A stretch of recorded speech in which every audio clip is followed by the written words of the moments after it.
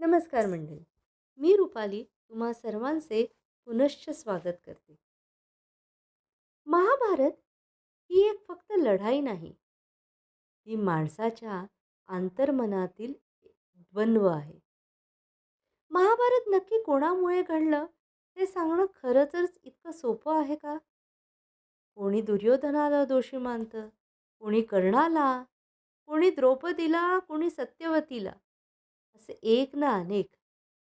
पण महाभारत घडलं ते योग्य वेळी अधर्माची साथ न सोडल्यामुळे.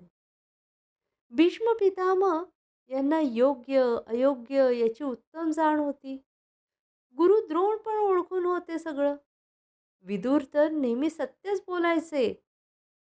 पण जेव्हा सत्याची बाजू घ्यायची वेळ आली, तेव्हा साथ दिली केवळ श्रीकृष्णाने.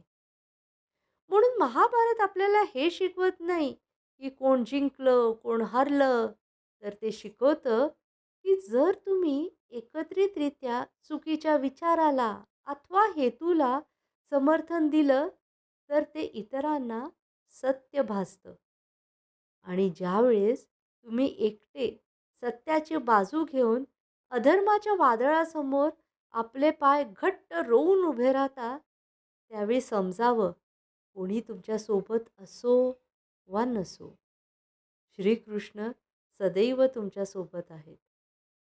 महाभारतातला सगळ्यात मोलाचा धडा हा की युद्ध बाहेरच्या आधी नेहमी मनात असते. म्हणूनच मी मनातील महाभारत नावाचे सत्र सुरू करत आहे. वाचक जरी मी असले तरी याचे लेखन सचिन नाईक यांनी केले आहे.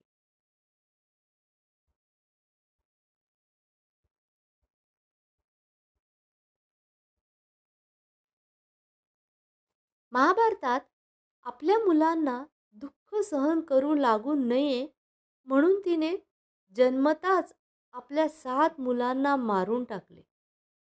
कोण होती ती? चला समजून घेऊया. गंगा.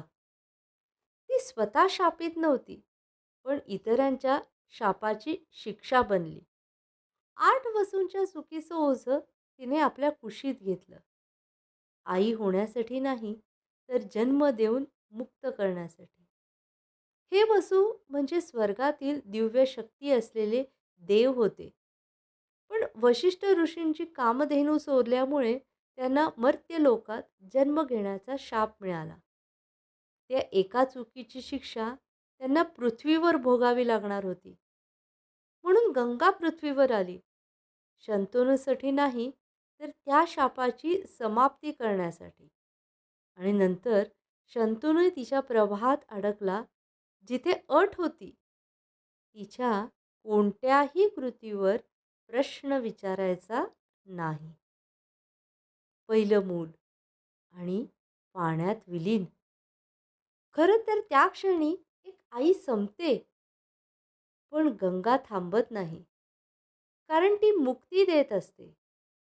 दुसरं, तिसरं, 7वं प्रत्येक वेळी ती जन्म देते आणि स्वतःचं मातृत्व पाण्यात सोडते. जगाला ते क्रूर वाटतं, पण ती शाप संपवत असते.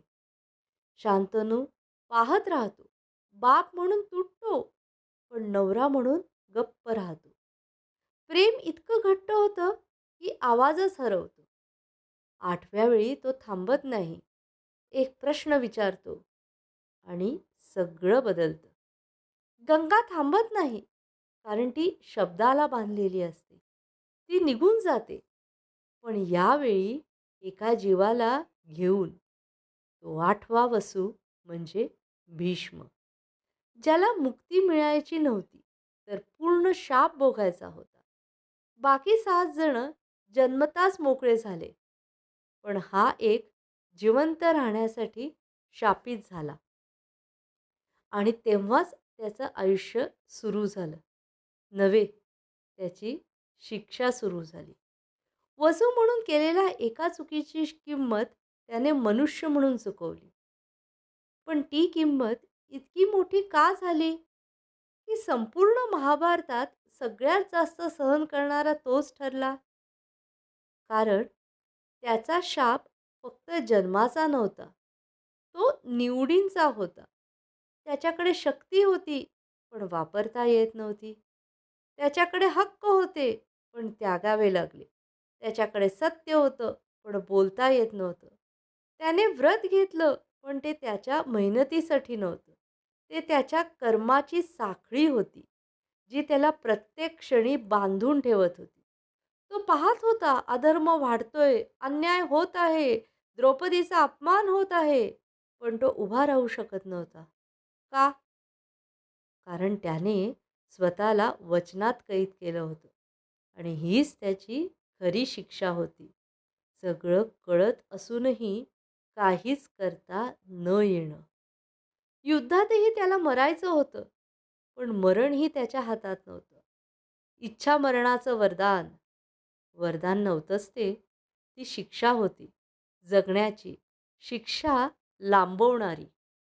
तो पडला बाणांच्या शरपंजरीवर, पण मृत्यूही त्याला लगेच मिळाला नाही. कारण त्याचं भोगणं अजून बाकी होतं. बाकी सगळे योद्धे लढले, हरले, जिंकले आणि निघून गेले. पण भीष्म थांबला, साक्षीदार म्हणून. त्याने स्वतःच्या डोळ्यांनी सगळं संपताना पाहिलं. कुटुंब, वंश, नाती सगळं तुटताना पाहिलं आणि तेच त्याचं महाभारत होतं. गंगा आई होती, पण तिचा मुलगा मुक्तीसाठी जन्मलाच नव्हता. तो जन्मला होता पूर्ण कर्मफळ भोगण्यासाठी. म्हणूनच तो सर्वात महान नाही, तो सर्वात जास्त सहन करणारा होता. गंगा वाहत राहिली आणि तिच्या प्रत्येक लाटेत एक सत्य धुमत राहिलं. काही पापं क्षणांची असतात, पण त्यांची शिक्षा आयुष्यभराची असते. तर हे होतं आजचं पुष्प. लवकरच नवीन पुष्प घेऊन तुमच्यासमोर हजर राहीन. मंडळी, तुम्ही माझ्या चॅनलला अजूनही सबस्क्राईब केलं नसेल, तर मी तुम्हाला विनंती करते, की लवकरात लवकर सबस्क्राईब करा. आणि लाईक आणि शेअर करायला विसरू नका. तुमचं एक लाईक मला खूप प्रोत्साहन देऊन जाते. चला तर लवकरच भेटू. नमस्कार.